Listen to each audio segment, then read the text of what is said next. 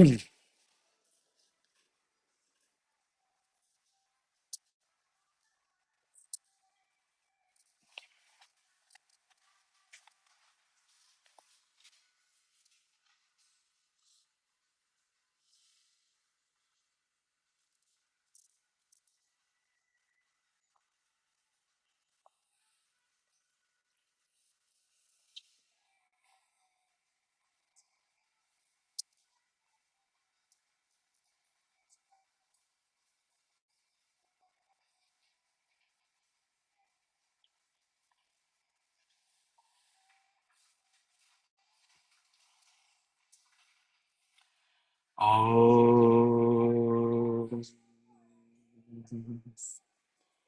प्रातः स्मरामि हृदि संस्फुरदात्मतत्त्वम् सच्चित् सुखं परमहं सगतिं तुरीयम् यत्स्वप्नजागरसुषुप्तमवैति नित्यम् तद्ब्रह्म निष्कलमहं न च भूतसङ्गः तपोभिक्षीणपापानां शान्तानां वीतरागिणां मुमुक्षूणामपेक्षोऽयम् आत्मबोधो विधीयते बोधोऽन्यसाधनेभ्यो हि साक्षान्मोक्षैकसाधनम् पाकस्य वह्निवज्ञानम् विना मोक्षो न सिद्ध्यति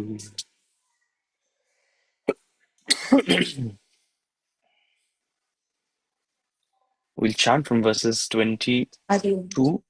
Hari Om. We'll chant from verses 22 to 26.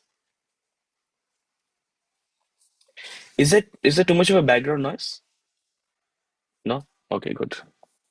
Because there is for me, so I'm glad these AirPods are doing their job, but it's a little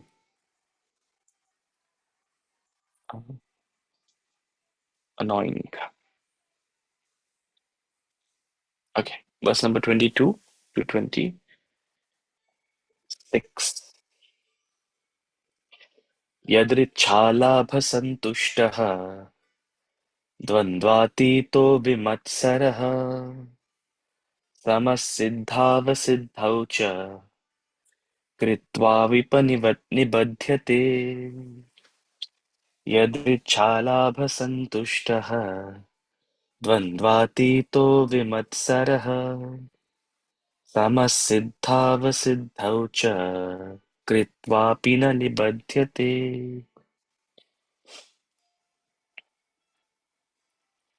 गतसङ्गस्य मुक्तस्य ज्ञानावस्थितचेतसः यज्ञायाचरतः कर्म समग्रं प्रविलीयते गतसङ्गस्य मुक्तस्य ज्ञानावस्थितचेतसः यज्ञायाचरतः कर्म समग्रं प्रविलीयते ब्रह्मार्पणं ब्रह्म हविः ब्रह्माग्नौ ब्रह्मणाहुतम् ब्रह्मैव तेन गन्तव्यम् ब्रह्म कर्म समाधिना ब्रह्मार्पणं ब्रह्म हविः ब्रह्माग्नौ ब्रह्मणाहुतम् ब्रह्मैव तेन गन्तव्यम् ब्रह्म कर्म समाधिना देवमेवापरे यज्ञम् योगिनः पर्युपासते ब्रह्माज्ञावपरे यज्ञम् यज्ञेनैवोपजुह्वति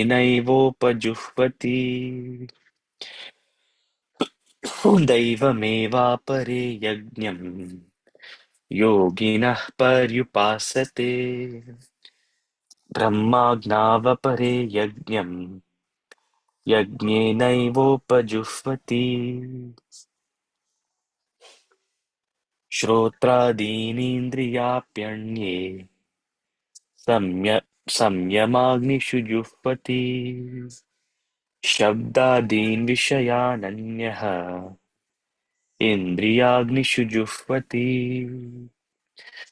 श्रोत्रादीनीन्द्रियाणन्ये संयमाग्निषु जुह्वति शब्दादीन् विषयानन्यः इन्द्रियाग्निषु जुह्वति.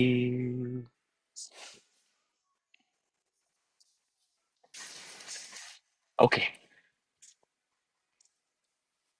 are there any questions?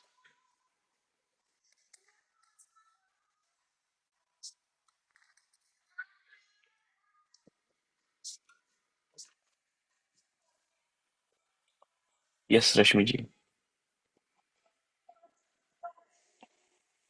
So in the verse 21, it's written perfection, last line.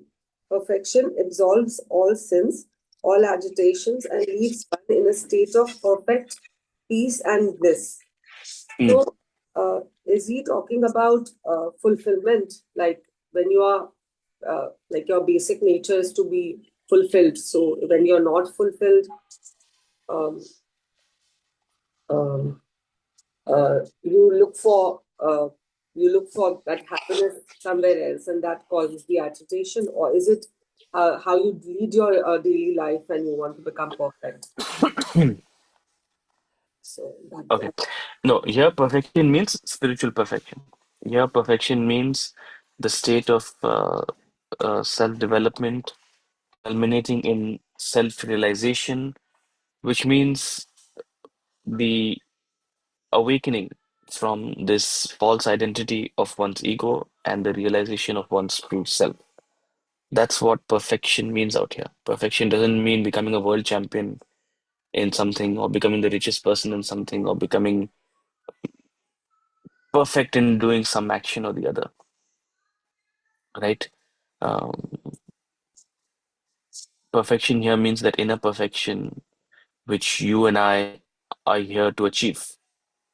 You and I are here not to achieve worldly success and aggrandizement. You and I are here to conclude our journey, our inner journey. And culmination of that inner journey is spiritual perfection. Now, when we reach that state of perfection, a clear indication of that is a sense of fulfillment. Okay? So, fulfillment is a result of perfection. Just as a sense of fulfillment is a result of spiritual growth. You can't tell a person who is unhappy, hey, be happy. You can't tell a person who is unfulfilled, hey, be fulfilled. Hmm? That would be the worst spiritual advice. Uh, Suppose you're angry, I come and tell you, listen, don't be angry. It'll make you more angry. You'll say, listen, I don't want to get angry at you, but stop saying this. In your head, you're saying this. You can't say it outside. But if I keep saying, don't be angry, don't be angry, hmm, be peaceful. After a point, I'll say, I'm going to take out the peace out of you also. Uh, You'll get upset with me if I keep saying that. You can't tell an angry person not to be angry. You can't tell a agitated person, don't be agitated. Mm. In the middle of a stressful situation, what's the worst thing someone can tell you? Huh? Every time I'm reminded of this when we have guests over and I inadvertently make this mistake. What's the worst thing you can tell someone? What's the worst thing you can tell the host, maybe your partner, your wife, or your husband, when they are in a stressful situation? Maybe when you're hosting people at home. Don't Relax, stress out. relax. Hey, relax. You're not lifting one finger and you're asking me to relax. Huh? The oven is not working. You're asking me to relax. The starters I made are burnt. You're asking me to relax. Someone who's in a state of agitation, you can't ask them to be quiet. Similarly, someone who's unfulfilled, you can't ask them to be fulfilled. So, fulfillment is not perfection, right? Perfection is fulfillment. Perfection leads to fulfillment. Spiritual perfection leads to fulfillment. Fulfillment is a result of your spiritual growth, right? So as you grow with this knowledge, as you grow in your spiritual identity, that's when you begin to experience a sense of fulfillment. You are absolved of all sins, of all mental agitations created by desiring activities. You are a portrait of peace and tranquility. Hmm? You're a portrait of peace and tranquility. Just next to the Mona Lisa as you. Peaceful. There'll be a gentleness in your aura. There'll be a You'll radiate that peacefulness. You'll radiate that sense of lightheartedness wherever you go. Which is why, when we are in the company of sages, right, you'll feel it. Unless you're really dull, you'll feel it. That they're just radiating a sense of lightness, right? So that's a result of their spiritual growth. That makes sense? Thank Sir, I you. think, Yeah. sir, your perfection, sir, before that it's written that if we live a selfless life, if our all desires, vasanas are exhausted, our life will become perfect. But the spiritual side's a bit easy. So for us, when we are surrounded with people who, even if you try to exhaust your vasanas, but if you're surrounded with people all around who have so many n number of desires. So how so that is going to? It looks just like a utopian thing. It always looks like a utopian thing.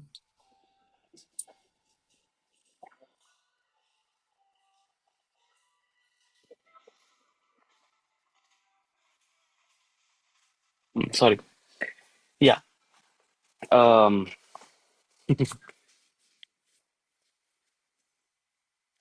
See, that's the whole game. Okay. That's the whole game. And after a point, when you're on this journey, uh, I think who was that poet?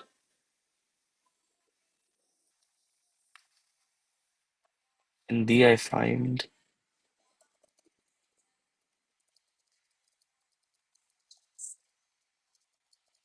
One second. I'm trying to look for a.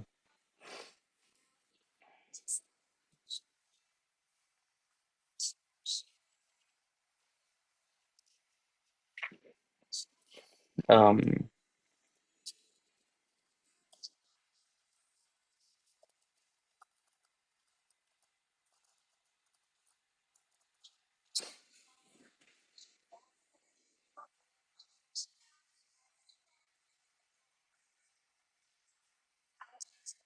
hmm, the Pineapple and the Bee. Remember that poem? Let me see if I can pull it out.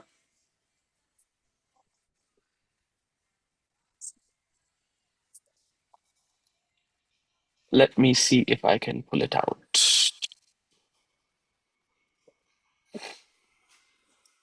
The Pineapple and the Bee. Oh no.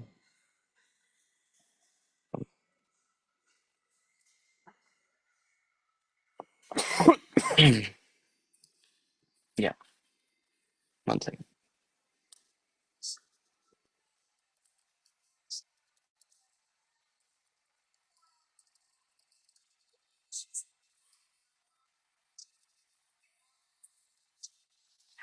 So this is a poem by William Cowper called The Pineapple and the Bee. Beautiful poem. It talks about a bee that is attracted to pineapples. So imagine in a market, maybe like New Market in Calcutta, there's a vendor with pineapples sitting outside on a nice summer day to feed people like you and me who've gone to the market. And there's a bee who's attracted to these pineapples. No, the only thing is that he can't get to the pineapple because the vendor very smartly, and thank God, they've put a glass case around the pineapple.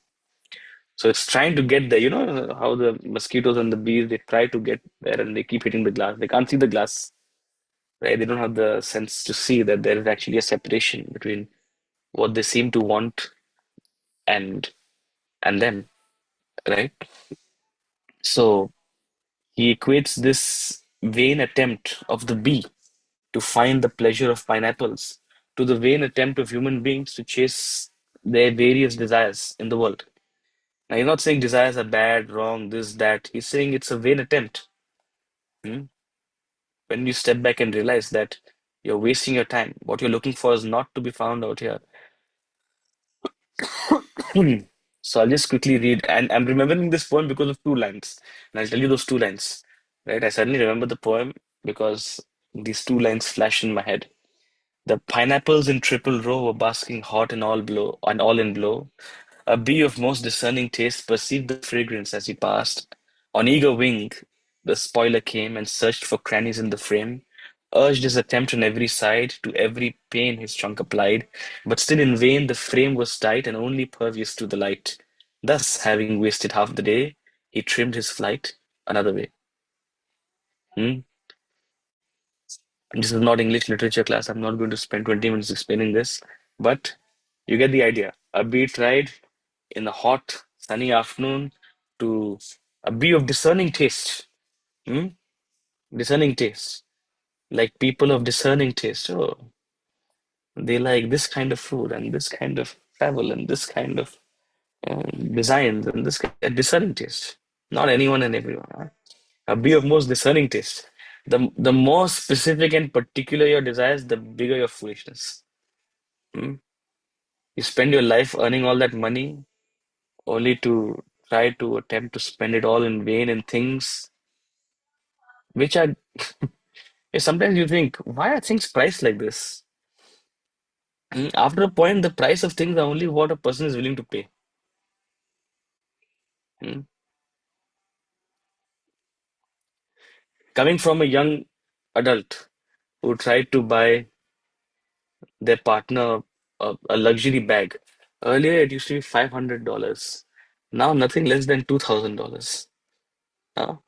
So what? I still remember 2017, 18. It was the first time I walked into one of these stores. Whatever, you name it. I was bewildered. Man, here we go and shop at Decathlon to uh, for sneakers for 2,000 rupees, and here a bag and seemingly mm, $600. And now, sin and madness of mankind. Methinks I said, in thee I find the sin and madness of mankind. This is why I remember this poem. One second, let me see if I can zoom this in. 'Cause I wanna.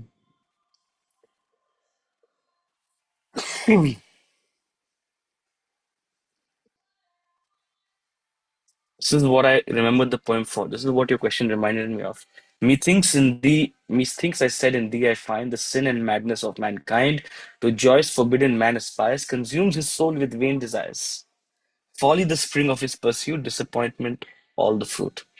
So Yashoji, when you sit and look at people chasing innumerable desires, there are two things you can do. You can either blindly follow them or step back and be like this poet. Methinks I said, in thee I find the sin and madness of mankind. All of mankind. 99.99% of mankind. And look, this is not coming from a place of judgment. But any spiritual seeker starts his journey like this. My guru shared a beautiful story with us about how his journey started. And look, it doesn't come from a place of judgment. It just comes from a place of observation. He said, I looked at all the people in my community. I looked at uncles and aunts. I looked up to people who were respected in my society, people who were looked up to as, leaders and entrepreneurs and visionaries or whatever. And people with some standing in social circles. And I looked at their lives. Are they happy? Forget happy. Are they on the road to finding what they're looking for? You scratch below the surface and everyone is lost. You scratch below the surface, one thing, this sort of fragile house of happiness that we built around us is so fragile. One thing goes wrong, something changes, and the entire pack of cards come crumbling down. So we build this fragile house of happiness with our vain desires. So long as they are fulfilled, or so long as things are in our favor, we have this garb of happiness. How delicate it is. And still we think, okay, desires are the way to keep fulfilling ourselves. Desires are the way to keep getting joy. Desires are what we're here for, to pursue them and make the most of them. And look, nobody steps back and questions, but that doesn't mean you shouldn't step back and question. So yes, you're right. 99.99 people around us will blindly be having innumerable desires. And it's always going to be like this. It was true 5,000 years ago. It's true today. It'll be true even after AI and BI and CI comes into this world. Nothing will change as far as human nature is concerned. Extroverted pursuit of pleasure and bliss will continue. But true perfection lies in inner perfection. True perfection lies in eliminating vasanas through spiritual evolution. And that's when one will find real bliss. That's the truth. Now, we're not forcing anyone to do it. We're not judging anyone who doesn't do it. Hmm? But at least step back and notice. Forget others. Look at your own life. Step back and notice your own life of 30, 40, 50 years. All your pursuits. Hmm? Particularly the ones that were not fulfilled. And you were feeling, oh my God, life is going to come to an end. Oh my God, this is going to be such a mess. Hmm? Life resolves itself in a funny way. Not that you can imagine in the moment. This is the sin and madness of mankind, the madness of chasing desires. Now, you can't tell this to someone who's chasing desires. You can't tell this to someone who is madly pursuing and thinks, okay, this is the be all and end all of the world. Hmm? You can't tell this to people. I can only say this in a classroom where you have come and you want to know this. Otherwise, it's not my jurisdiction to tell this to anyone. Huh? Yo, look at the sin and madness of your life. Give me one tight whack. Hmm? Only because you're asking. But just because others are not doing it, this is always going to be a single file path, Yashoji. The spiritual path is always a single file path. Means you're walking alone. You're walking alone. And sure, if you can create a satsang around you, it'll help. But most environments are going to be where people are doing the contrary, right? Where people are not interested in asking, for what? What's the point of this? Hmm? Consumed in vain desires.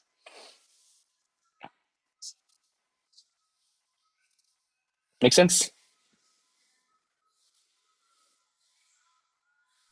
Yes, sir. Okay, sir. Any other questions? If not, we'll continue with verse number 22.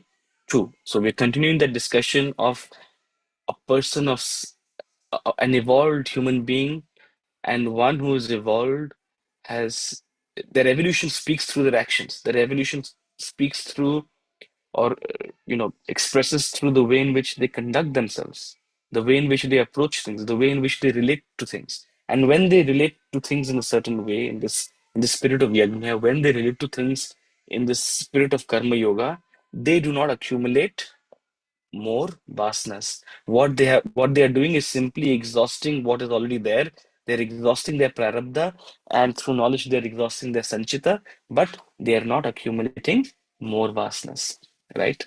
So he's describing the nature of such a person who has transformed with karma yoga. So 20 and 21, we discussed that.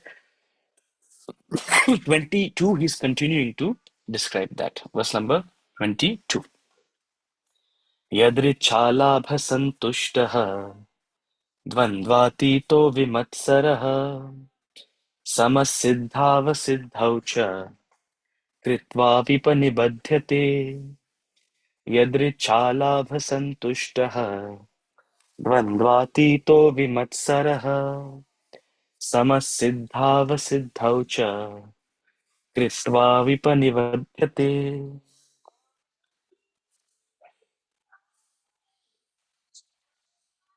यदृच्छ लाभ इच्छ लाभ संतुष्टः, content with whatever is got, unsought,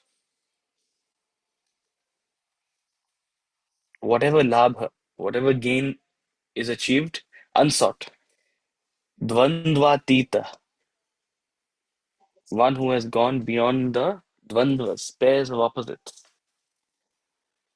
Vimatsaraha, free from envy. Stamaha, equanimous.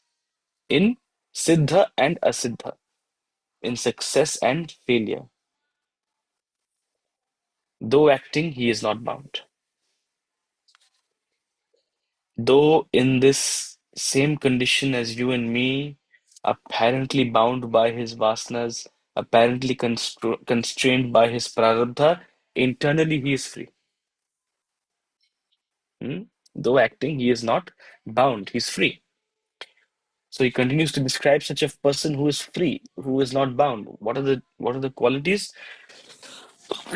Content with whatever is got, unsought, rising above the pairs of opposites, free from envy, equanimous in success and failure.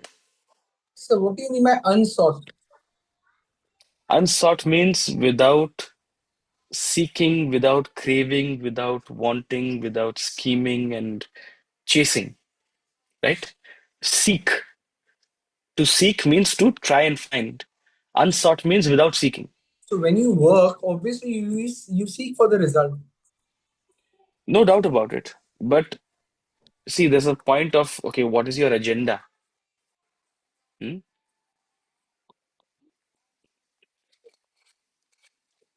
What is your agenda? Suppose you're working in an organization. Is a promotion your agenda or the success of the project your agenda?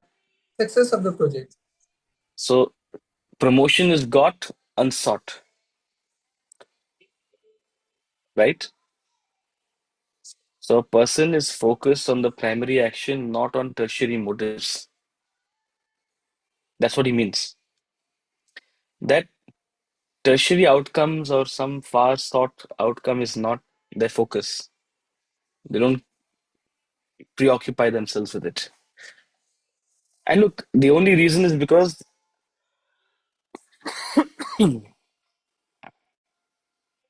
at a at a spiritually mature level, they realize there's nothing to get. There's nowhere to go. Hmm?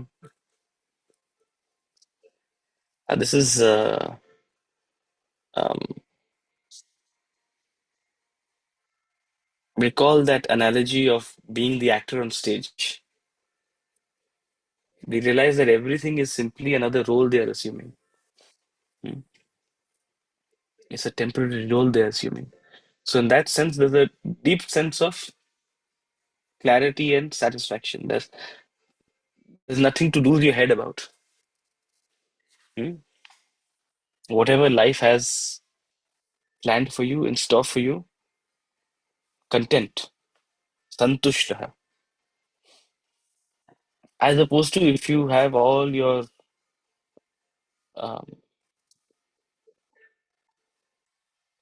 all your bets on a role or a certain identity or a certain way of being perceived by the world or a certain achievement in the world. If you get it, you'll be happy. Will you? I don't know. If you don't get it, certainly you'll be unhappy. Hmm? Of course, later you realize how silly I was. It's like a child. They want, maybe a college-going child wants admission in a particular college. And I think it's the end of the world if they don't get it. 15 years later, they laugh at the same thing. Hopefully. There are some people who don't laugh at that also. Some people who hold on to pains and things from 30, 40 years ago.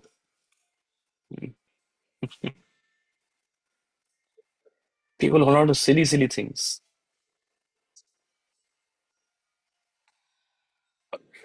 Anyway, silly for me, maybe not silly for them. And that's what makes it, you know, that's the difference between freedom and entanglement. That's the difference between liberation and being bound. Is that you're bound by all these in this mental prison, in this mental prison of desires and expectations and wishes and wants and anxieties and disappointments and feelings of retribution or feelings of anger. This is your mental prison. Now, again, just like you can't tell an angry person to not be angry, you can't tell a person in this prison, free yourself from this prison. Freedom from this prison is only a result of your spiritual clarity. As you realize the larger picture, the panoramic picture of spiritual growth, then all these small, small things will seem meaningless to you. They'll automatically become small. Hmm? Otherwise, you'll be caught in this web of samsara. And the funniest is when people caught in the web of samsara say, "Oh, this is not fair." Huh? Who said the world is fair? This is not fair. Why did they get more than me? Who said the world is fair? I'm saying it right now. We've created a God and we think, oh, God is this entity who's supposed to ensure fairness. And then when fairness doesn't happen, I don't believe in God. Your foolishness. Your expectation of fairness in the world comes from your attachment to it. When you detach from the world, you realize the sin and madness of mankind. So, content with whatever is got, unsought. There's nothing. When you grow spiritually, you stop chasing. That's what he means. You stop chasing. You stop building castles in the air. You know that term, castles in the air? There's a beautiful song by Don McLean called Castles in the Air. Do listen to it.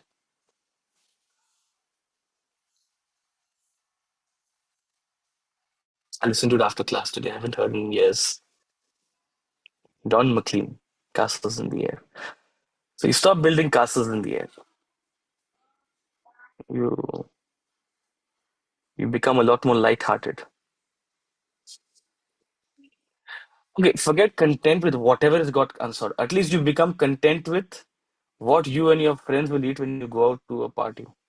Huh? You want to eat Italian? You want to eat Chinese? Content with whatever. Hmm. Otherwise, people fight over what has to be ordered and then they get upset. They didn't let me order only. And for weeks on end, they'll be like, hey, I don't want to go out with this person. They hog the table. What are you getting caught up in, man? Sin and madness of mankind. Content with whatever is got unsought. See, remember, I told you last class also. He's giving a picture of perfection. You don't have to take it to the point of perfection, even 5%, even 1%. Apply it to your dinner table. Apply it to your workplace in small measure.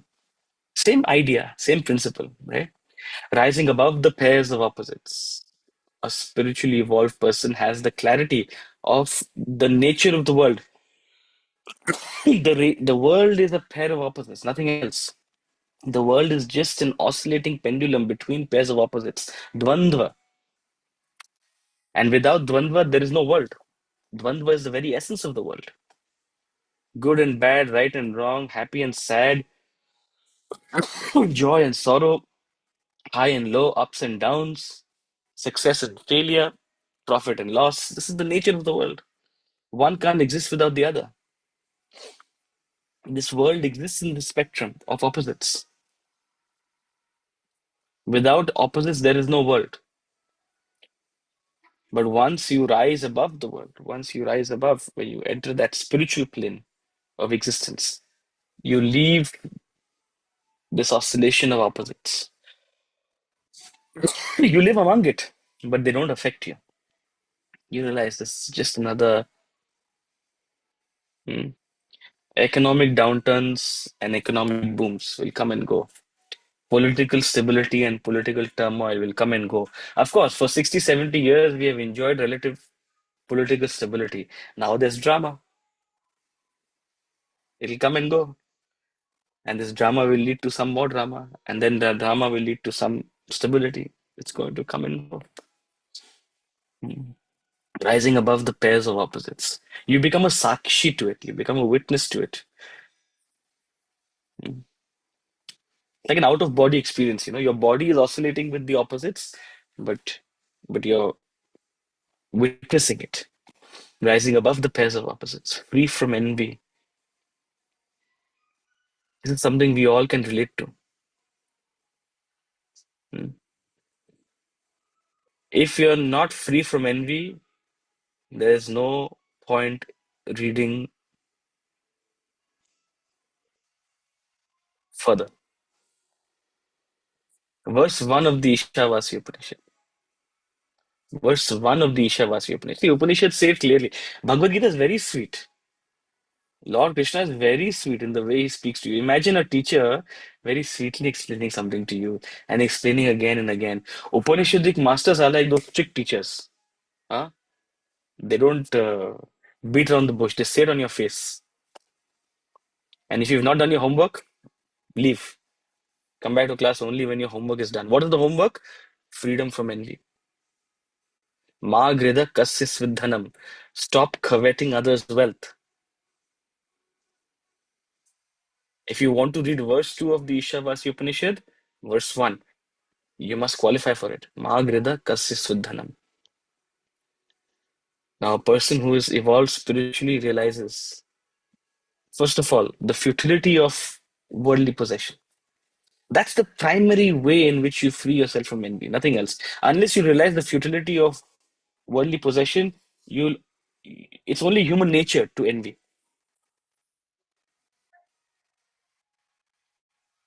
If you value what another person's got, you will envy them, period. If you value what another person has got, you will envy them.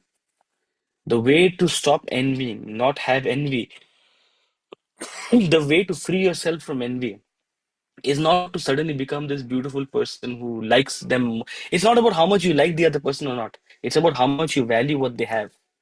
And if they have something you value that you don't have, you will have envy. Only when you rise above that black market value you've given what they have. It could be money, it could be name, it could be recognition, it could be possessions. You want a certain car they have, you want a certain body they have, you want a certain style of speaking that they have. Uh, I really like how they speak. So in The that first, case, we'll have different people whom we envy for different things. absolutely. It's not all envy, we only relate it to material envy. No, envy is endless. But sir, if you sorry, but sir, if you appreciate somebody's style of talking, why would you envy them? No, Maybe no, they absolutely. inspire you. No, absolutely. And it's a thin line between inspiration and envy. It's beautiful to have inspiration. Huh? It's beautiful to have inspiration. See, there's the difference between value and black market value. It's a very thin line. How much should you value it?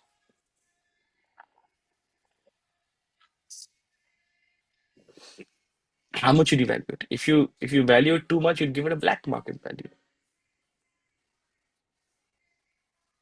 So, totally agree with you. It's one thing to admire, it's another, but admiration gone overboard or admiration not given a direction turns to envy. Mhm. And ultimate freedom from envy comes from detachment. That's all I'm trying to say.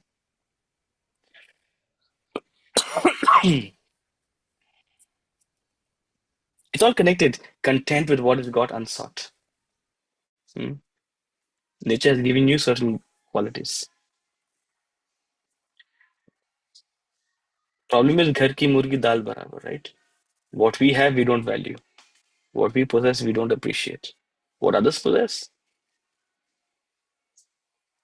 ये सब तो ठीक है. वो होता तो सही होता. Free from envy.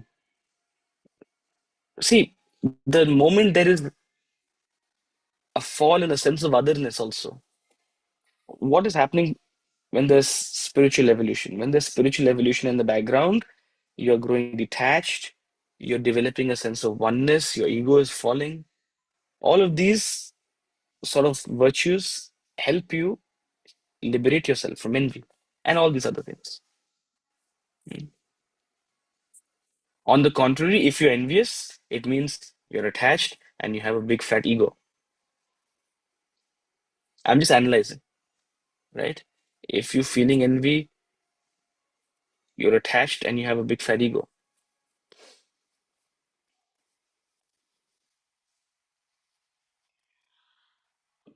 Equanimous in success and failure, a spirit of samabhav. So similar to rising above the pairs of opposites, a sense of equanimity, the spirit of a sports person, right? They take to life as a sport. They place more value on the journey than the outcome. They place more value on the experience than whether it's in their favor or not in their favor. Success and failure are part of the game. What matters more is the game. That spirit brings about equanimity in playing the game, right? So equanimous in success and failure.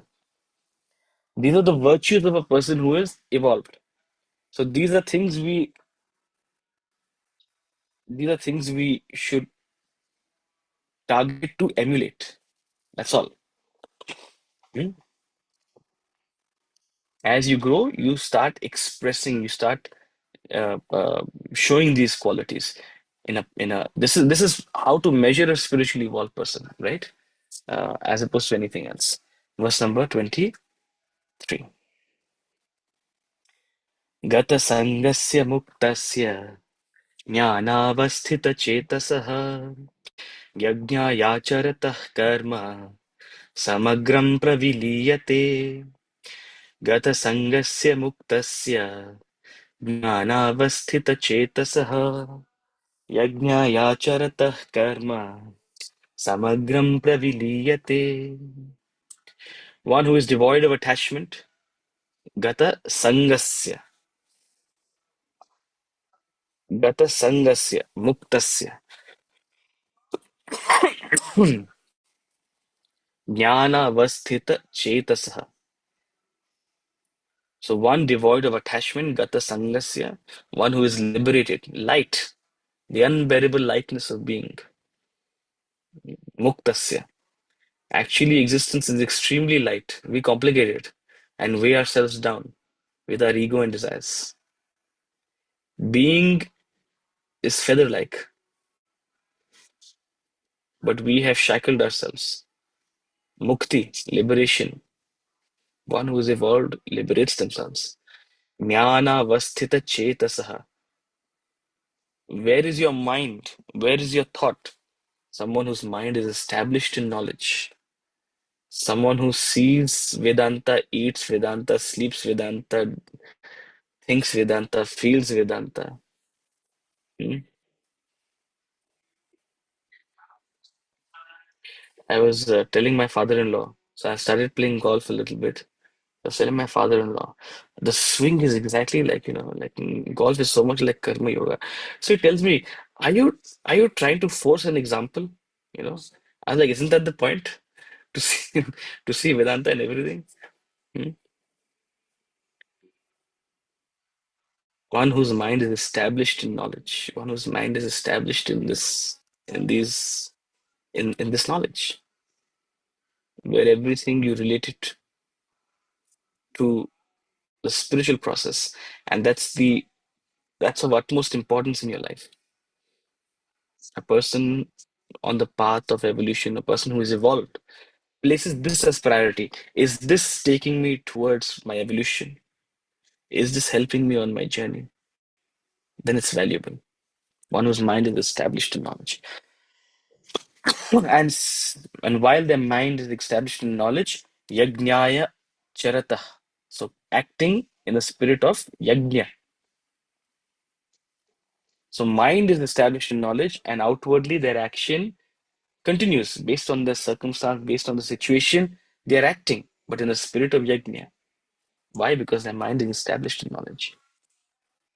So they function in the world like any other person, but internally, their intention, their awareness is totally different. That's what sets apart a spiritual person from a mundane person. It's not something different they do. Spiritually evolved person and a mundane person will both have children. They'll both admit their children into school.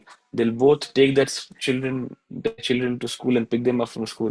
They'll both do X number of things. Same things. Action is the same.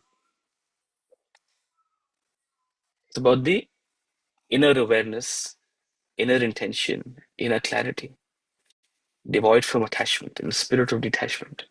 Freedom, in a spirit of freedom, with the lightheartedness, with the lightness, because they are liberated. Mm. Their mind is constantly established in knowledge. Their mind is not chasing name, fame, aggrandizement, acquisition, enjoyment. That's not what they're chasing. That's a hallmark of growth. Where is your thought? Yogaratova bhogaratova. The great Adi Shankaracharya says in the Bhaja Govinda, Yogaratova bhogaratova sangaratova sangavihinaha. It doesn't matter what you're doing, where you're doing. All these things don't matter. Whether you're in yoga or in bhoga, whether you're with people or without people, whether you're living the life of a grihastha or a brahmachari, doesn't matter. All of these things are variable. Different people land into different circumstances in life. But how do you know knowledge is working in you? How do you know that you're actually growing? Yasya brahmani ramate chittam nandati nandati nandatyeva. Only a person whose mind is established in Brahman, in knowledge, in Vedanta, such a person is happy. Such a person is evolved. Such a person is liberated.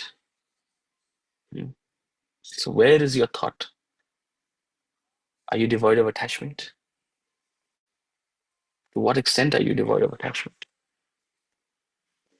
To what extent is your mind automatically situated in this higher knowledge, as opposed to the trifles and unnecessary preoccupations of the world? That maturity develops in you over time. That's all. So again, continuing in this portrait of a spiritually evolved person, even though they are acting, their action is dissolved. Their whole action is dissolved. Means they're not accumulating more vasanas. The action ends with the action. This is a poetic way of saying that they're not adding to their bank of vasanas. Whatever is expressing is just getting exhausted. Right? Yes, Balaji. Good to see you in class. I was thinking about you. We I missed you was for the last also. couple of classes. I joined a job. That's the reason. Now, Okay, coming great. back to the thing, thank you. Hmm. Coming back to the thing, you talked about a life. Who said life is fair? All right. Hmm. Now, my question is that this is applicable to me from the point of my limited intellect, where I do not know. On the other Hmm. hand, we understand that the life is full of cause and effect, and it operates on the law of karma. So everything happens for a reason, right? So I may not be Yeah. able to understand because of my limitation of my intellect, right? So from that point, life is fair, right? From the point of law of karma. See, fairness doesn't even come. What is fairness? What I feel right and wrong in my limited intellect sense. The causation has no idea of, there's no concept of fairness. No, There's fair no is where I find I apply my reason on a particular situation, and probably I find I'm at a lower level compared to the other people whom I find are not deserving what they are. That is where Okay, my so level of fairness comes. this whole concept of lower and higher, this whole concept of deserving and not deserving are um, concepts, right? They're what humans come up with to give us a, you know, but cause and effect doesn't have any of this baggage. No, what I am asking, let me make my point more clear. Hmm. When you say the life, who said life is fair? Yeah. Are you not? Are you not? You mean to say the world is operating in a not in an orderly way? See, if fairness according to you means cause and effect, then sure, life is fair. It totally depends on how you are defining this fair. All I'm saying is that there is no clear definition of fair. Hmm? Okay. No, And there's no it is way to understand fair.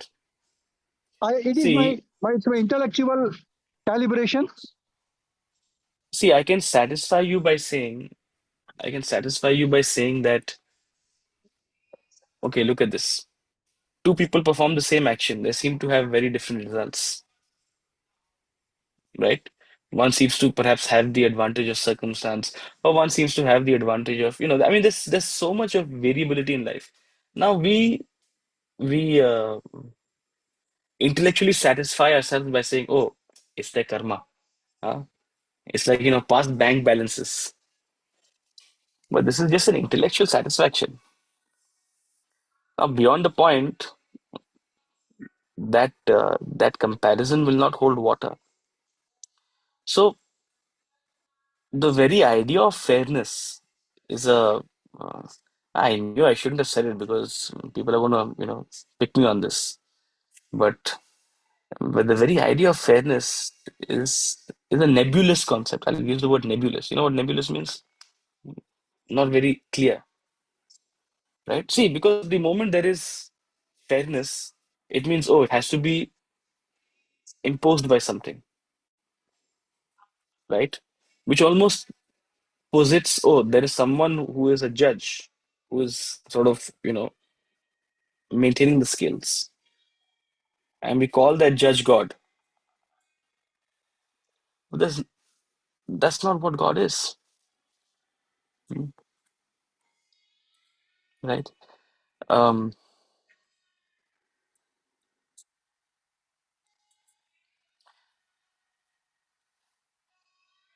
this world is, let's say, at a material level. At a material level, where is there fairness? Mm, There's no fairness. Sure, there is some semblance of some uh, order, but even that is so fragile. If you're born with a golden spoon, you have a big, big, big advantage.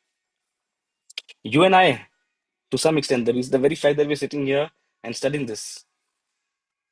Many people have worked much harder than us, and they don't enjoy the same material benefits. How's that fair, right? So it works both for us and against us, no doubt about it. But ultimately, it's not finding a, uh, liberation is about getting over this idea of what is fair and what is not fair.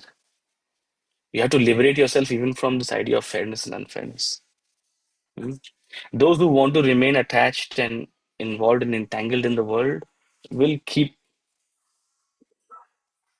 trying to aggrandize and keep pursuing and keep lobbying. Mm. The child that cries gets the more attention. Okay, the child that cries gets more attention. This is true at an individual level. This is true at a societal level. So Stop chasing fairness. It's a rabbit hole. If what you mean that, okay, the very fact that karma exists, or the very fact that there is causation, that itself is fairness, then yes, I agree with you. In that sense, yes. Right? But it is liberation from karma. That is our goal. Not to sort of balance the scales in some way. Because there is nothing to balance. There's no scale to balance. Hmm? Does that make sense? Yeah, got it. Thanks, Sutaji.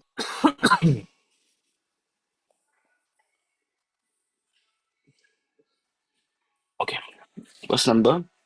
We'll take one more verse if we have 2, 3 minutes, 4, 5 minutes. We have people have 5 minutes. We're like 5, 6 minutes over time.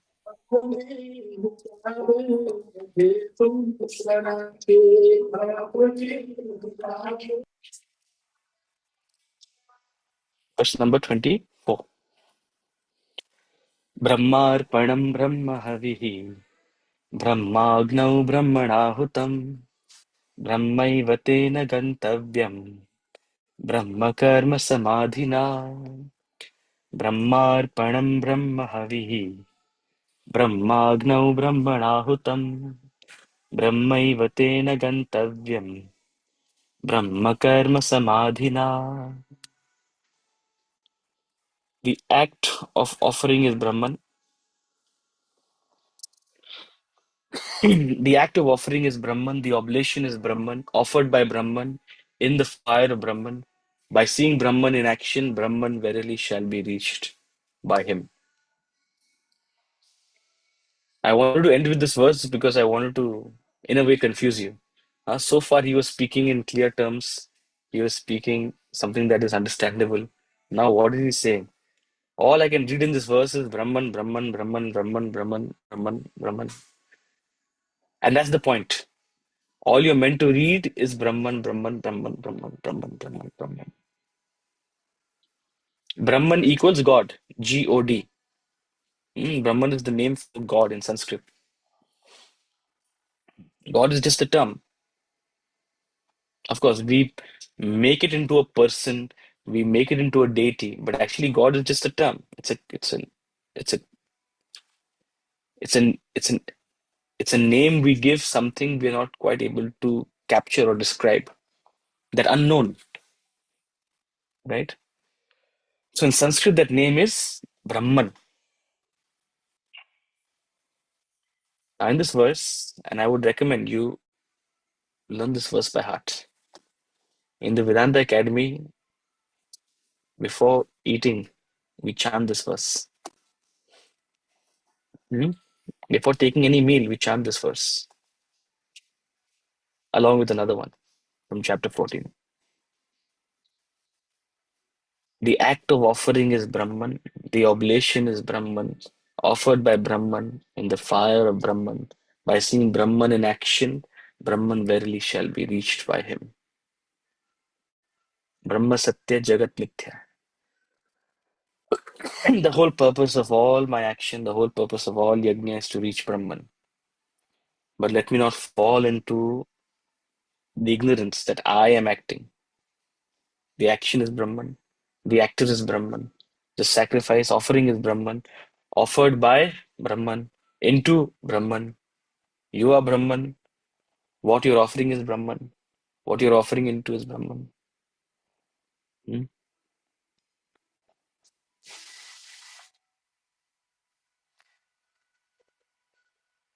Now, we may not understand this entirely, but what we will understand, if the moment I say the act of offering is Brahman's, means it belongs to Brahman.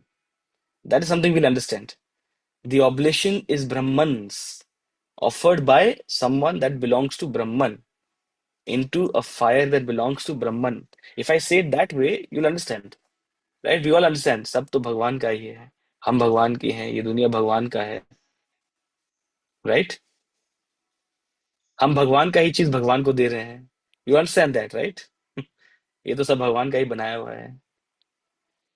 This verse is just taking that idea one step ahead. It's not Bhagwan ka, it is Bhagwan.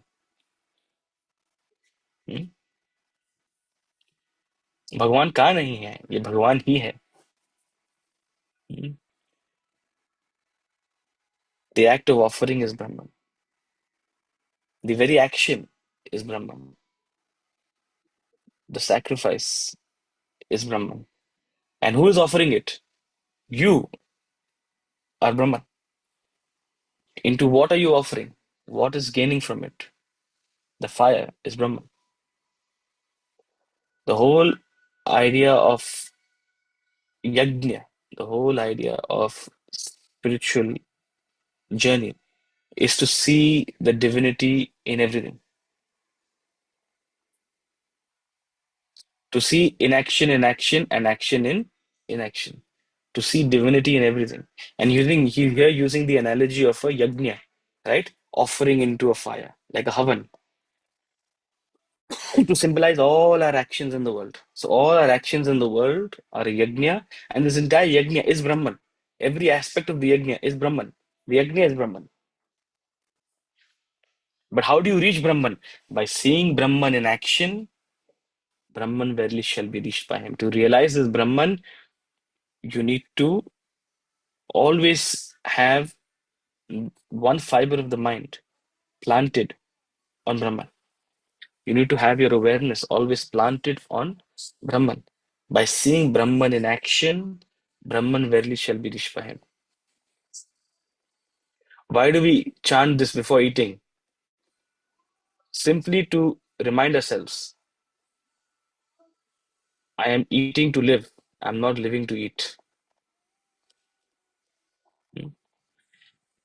This food, this nourishment is only a source of life so that I continue my journey towards spiritual enlightenment. My life has a higher purpose than eating. Eating symbolizes enjoyment. Eating symbolizes worldly preoccupations. So I'm eating to live. All the worldly enjoyments only keep my mind at bay so that my intellect can pursue a higher purpose, not the other way around. Here we have turned our intellect slave of the mind, chasing innumerable desires. So desires are not bad, desires are not wrong, but you don't give it a black market value. Your desires simply keep your mind temporarily satiated. So it can keep, it's like satisfying a child. You know, you want to shut the child up, give it a chocolate. That's what your desires are.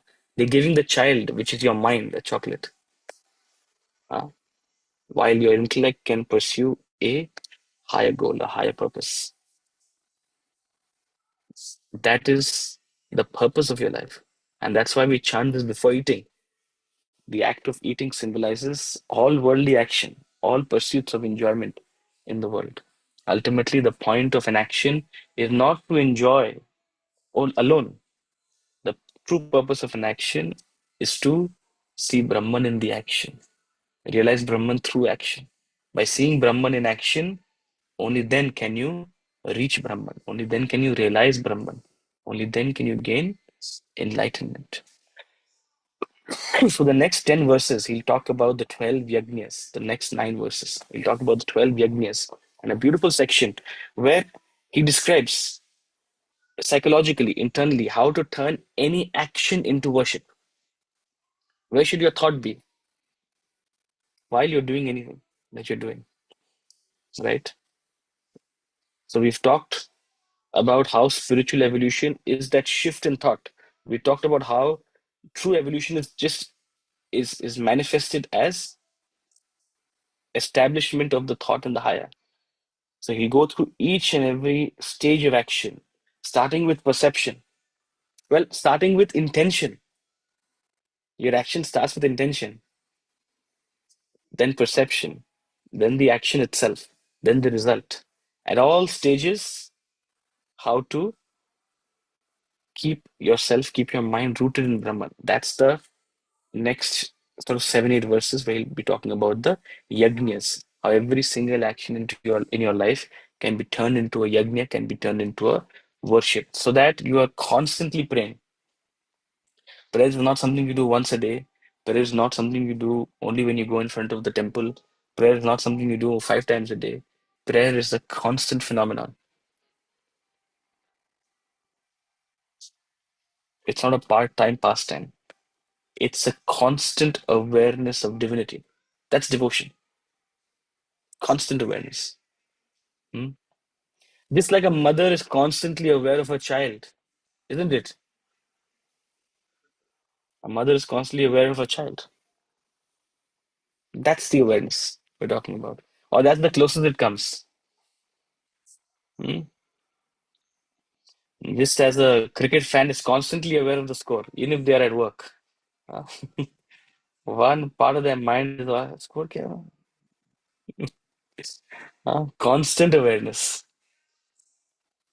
Other verse of chapter 14, I'll tell you. Balaji, wait till chapter 14. Uh, Right now, enjoy this verse. Brahmarpanam Brahma Havihi Brahmagno Brahmanahutam Brahmaiva Tena Gantavyam Brahma Karma Samadhi. Here's a simple practice to incorporate into your life. From every meal you eat now, going forward, take a second and chant this verse.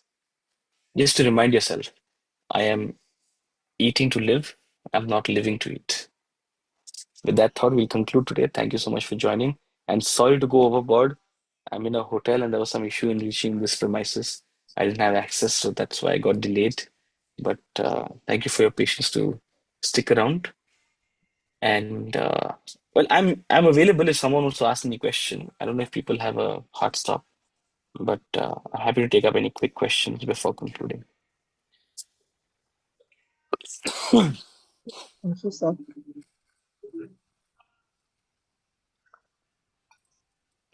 Thank you, sir. Coming to envy, why are we envious only of people around us? We are not envious of people who are very big, very successful. We are more envious about people who are around us in our peer circle. Because we can't conceive what they have. Hmm? You can't conceive a yacht right now. So you satisfy your mind by saying, oh, it's pointless. There's no point in it. See, just like when you're traveling economy class, you think, private jet? What a waste. But business class, you aspire. And you, to some extent, envy. Why are they enjoying, me not enjoying? What you'll realize is the moment you rise from economy to premium economy to business, you become established in business, then you'll be like, why can't I travel private? Hmm. So your mind sitting in economy can't conceive private. But the moment you grow to business, automatically you'll start thinking private. Hmm. So it's all about, your mind is limited, nothing else. It can't reach, it can't conceive. The moment you can conceive, you'll fall for that trap also. Hmm. Enough is never enough.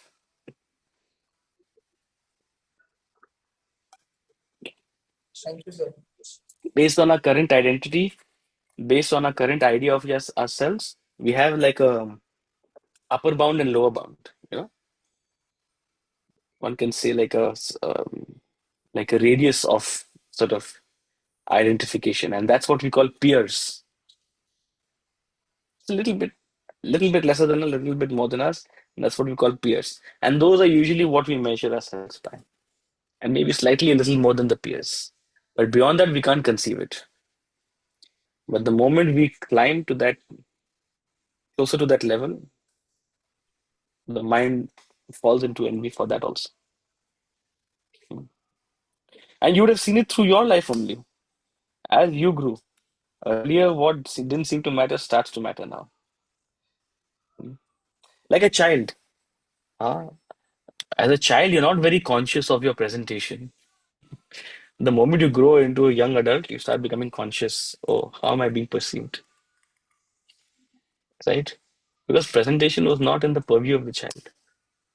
But the moment it became something that they became conscious of, then they started to become concerned about it. Okay. If Rio. Hariom, then all the questions. Thank you so much. We'll see you day after tomorrow. Hariom.